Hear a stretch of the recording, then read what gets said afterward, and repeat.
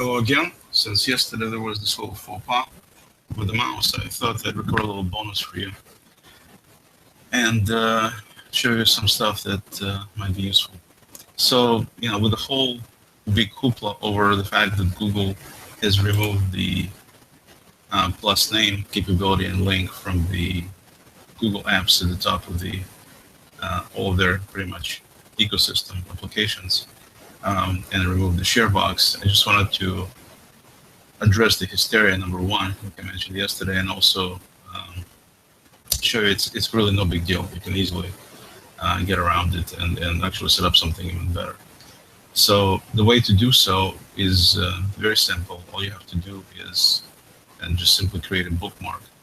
And so if we go to Google Plus page, so you go to https://plus.google.com, and your page comes up, then all you need to do really is to grab that little icon on the left side of the address bar, and you simply drag it over to your bookmarks bar wherever you want it. I'm going to put it on the right side because that's where everybody likes to have it, so I'll put it there.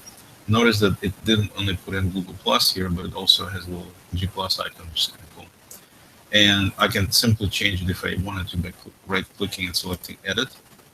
And I can change, if you're that enamored with your own name and the plus in front of it, I can just change it to say plus your name, whatever the name may be. In my case, it's Oleg.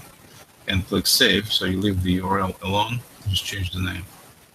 And click Save, and that's it. So now at the top of my bookmarks bar here, as you can see, I have this little G plus icon that says plus Oleg.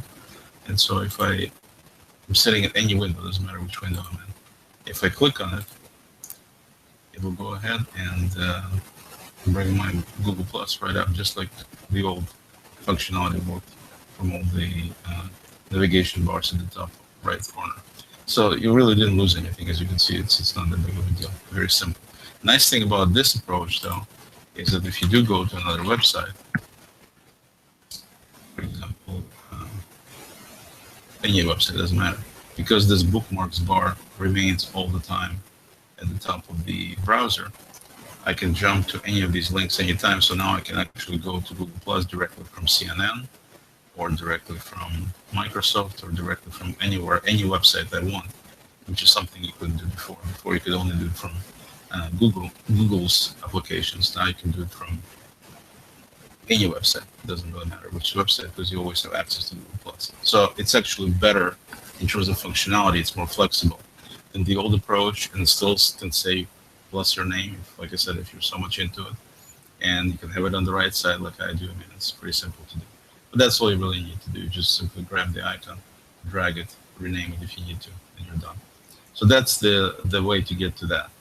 The other thing I was going to mention in terms of bookmarking things is a couple of things that might be of use to you is, the people complain that, we used to go to Google Plus, now we can't.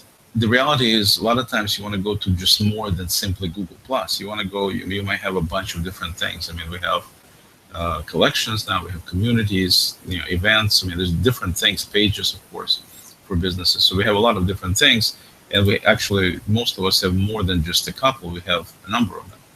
So the simplest thing to do there is just simply set up a folder on the bookmarks bar, like I have here. It's called My G Plus, for example.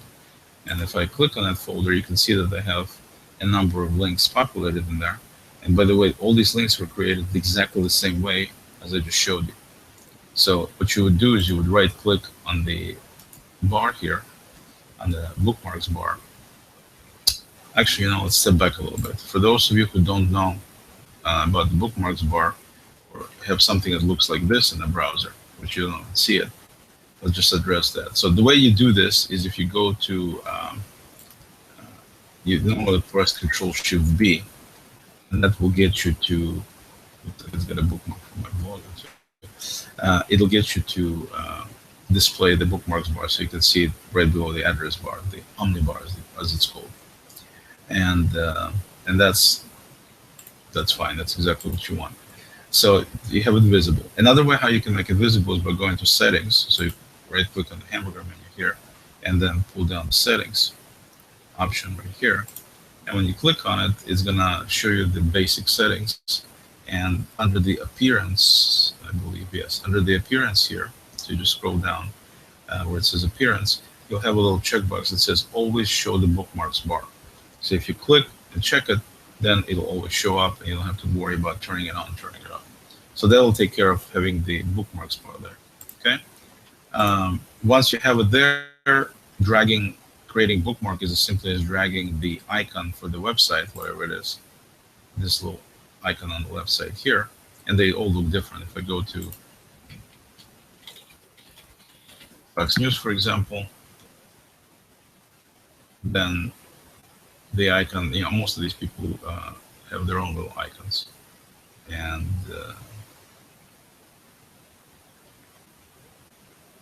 I guess Fox News doesn't.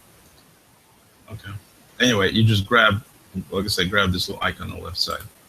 And it might look like this, might look like this, and you just grab it and drag it to the bookmarks bar, and then you can right-click and edit the name to be whatever you want it to be. So pretty simple.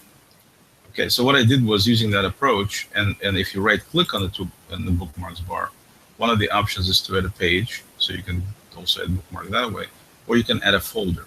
If you add a folder and you give it a name, and it puts it there, and you can easily drag these things around and put them wherever you want to put them. You can even put folders within folders, which is pretty cool. So, so I have a folder here I called My G+. Yeah, 2 seconds to set up. And then I simply dragged and bookmarked all these different pages. And then I set up additional subfolders here called Communities and Collections that actually points to all the collections and communities. Not all, but the ones I really care about to see. I put them in there, mostly mine. No, I didn't put any of somebody else's that I follow, just put my own. So what's happening now then is instead of just having the old approach of having to click on plus your name and then going on the left side navigation, trying to go to a community or whatever, right now I don't have to do any of that. All I have to do is right click on this folder. And one of the options I have, as you can see, is open all bookmarks in a new window, and open all bookmarks in an incognito window. So I'm going to select this one. So because I don't want to change my other tabs, I'm just going to say open all bookmarks in a new window. And watch what happens. One click, right? Actually two. You right click and left click. So 2 clicks. And what happens is I just sit patiently wait. As you can see, I got my Google Plus, my main Google Plus account right there, showing the content, right? And I got, yeah, obviously it takes a few seconds to load, but once it loads, then I've got my profile. So this is my regular Google Plus page, my profile stream. Then I've got my menu on TV page, which is a Google Plus page. I got my productive computer systems page and my PCS page, and I got my Takeout Online page. So all these pages opened up with just basically 2 clicks, and they're all available to me at any time. So I don't have to worry about going to the menu, selecting this, that. All I have to do is right click, select, and boom, everything is open. And if I feel like I want to, for example, look at my collections and work on them, it's as easy as that. I just click down this menu, go to my collections, right click on my collections, and say open bookmarks in your window. And when I do that, as you can imagine, it opens up all my collections the same way. I'm just sitting there waiting for a few seconds for everything to load, and that will depend on your connection speed and your computer speed, your internet speed, basically.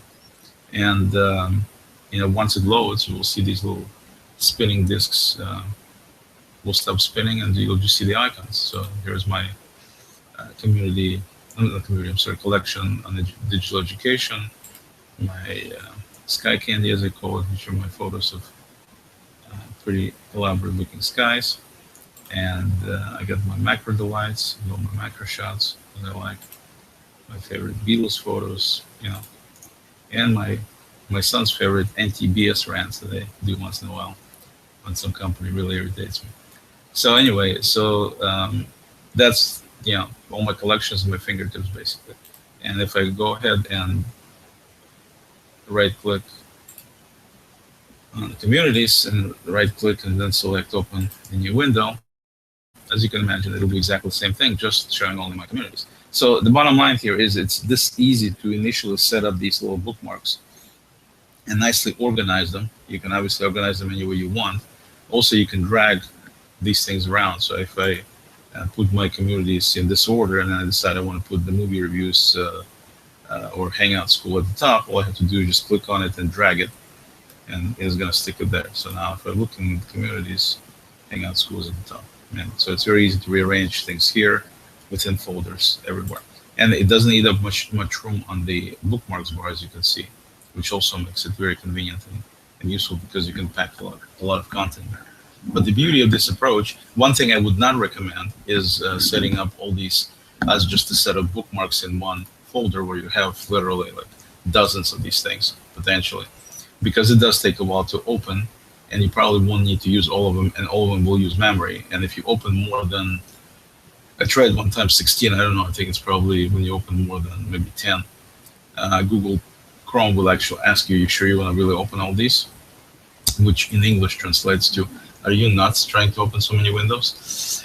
No, seriously, it's, they warn you just so you don't open too much stuff. But you do need to be cognizant of your RAM and everything else. So if you're not going to be using all of this stuff, be mindful it is going to be using your memory, which potentially will slow down your computer and affect whatever else you're doing as you're multitasking away. So keep that in mind. But other than that, it's not a problem. If you have plenty of memory and if you do need to open whatever you need to open, then obviously you need to open it.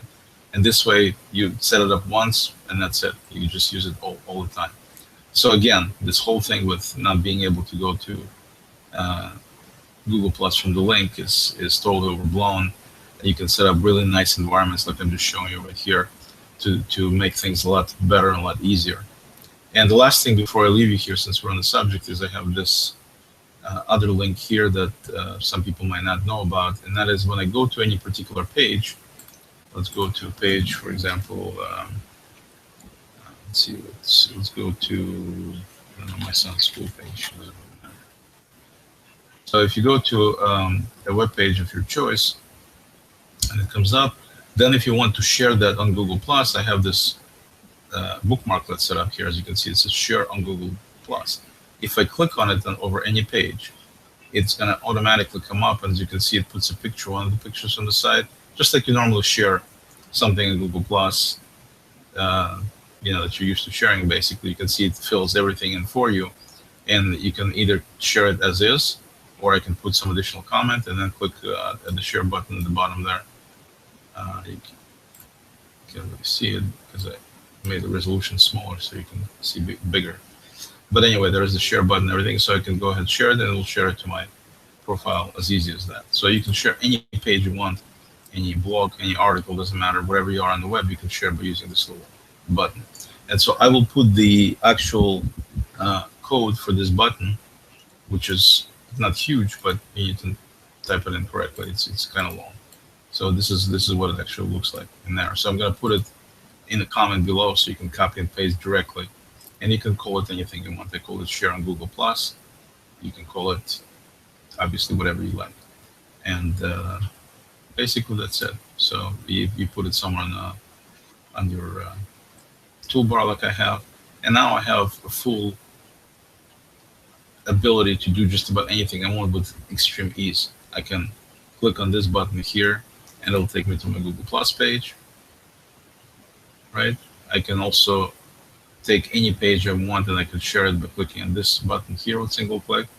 I can also go to any of my Google Plus assets from this menu, pull down menu, or I can just open all of them by right clicking over the folder and saying open, and it's going to go ahead and open all of these either in the same window or in a new window or incognito window. Keep in mind that if you do this incognito window, Google doesn't, the Chrome then won't know it's you, which means it's going to ask you to log in to all these things. And so obviously that defeats the purpose. So you wouldn't want to do this in incognito window normally. You just do it in either new window or existing window. Okay, that's it for now. I hope you find this useful, and we'll talk again. Thank you.